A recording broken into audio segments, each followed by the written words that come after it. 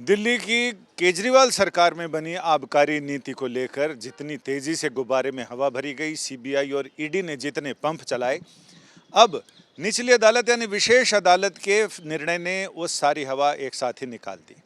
अपने निर्णय में विशेष जज जितेंद्र सिंह ने फैसला सुनाते हुए ये कहा कि फिलहाल सीबीआई के मामले में जो चार्जशीट दाखिल की गई है, हमने जीवन में ऐसी त्रुटिपूर्ण चार्जशीट कभी नहीं देखी। ऐसी चार्जशीट जिसमें बिना सबूतों के हवा में बहुत सारी बातें कही गई हैं। हमने जब चार्जशीट की फाइल पढ़ी तो फाइल पढ़ने के साथ बहुत सारे ऐसे सवाल हमारे जहन में आए जिसके जवाब चार्जशीट से नहीं मिले। उनका ये कहना था कि जब आप कोई फाइल देखते हैं तो फाइल बात करती है, आप उससे सवाल पूछते हैं, फाइल जवाब देती है, लेकिन हमने जब उससे सवाल पूछे तो वहाँ हमें जवाब नहीं मिले। उन्होंने साफ कहा कहीं भी ऐसा मजबूत सबूत नहीं मिला जो ये बताता हो कि केजरीवाल, अरविंद केजरीवाल या मनीष सिसोदिया या कुलदीप सिंह या बाकी सारे 23 आरोपियों के खिलाफ कुछ ठोस सबूत है। बहुत सारी चीज़ें हवा हवाई थी। कोर्ट ने ये भी सवाल उठाया अपने निर्णय में कि आपने चार्जशीट तैयार करते समय बाकी गवाहों के बयानों का जिक्र तो किया है, लेकिन उन गवाहों ने आपके दावे और आपके कहानी के विपरीत कोई तथ्य दिए हों, क्या आपने उसको शामिल किया है? आपने उसको शामिल क्यों नहीं किया? क्या सारे लोगों ने आपकी ही बातों की हाँ में हाँ मिलाई है या उन्होंने अपनी भी बात कही है? वो सारी चीज़ें हमें देखने में नहीं आई।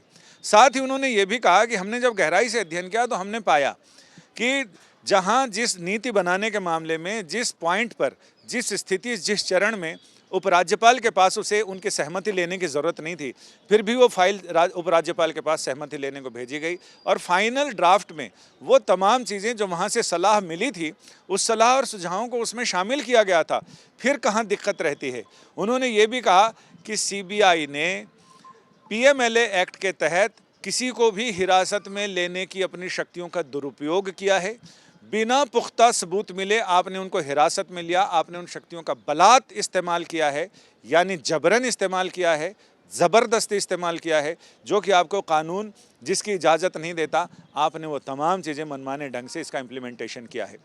इसके साथ ही अदालत ने अपने बहुत लंबे चौड़े सैकड़ों पेज के फैसले में ये भी बताया, लगभग 450 पेज का फैसला है, जिसमें उन्होंने ये भी बताया है कि किस तरह से कानूनी प्रावधानों का उल्लंघन किया गया और कोर्ट ने 23 आरोपी इस मामले में बनाए गए थे, सभी को आरोप मुक्त कर दिया है। सीबीआई का कहना है कि हमारी बहुत सारी चीज़ें जो हमने कोर्ट के आगे रखी थी, कोर्ट ने या तो उस पर सही ढंग से विचार नहीं किया या उसमें तथ्यों की अनदेखी की गई है।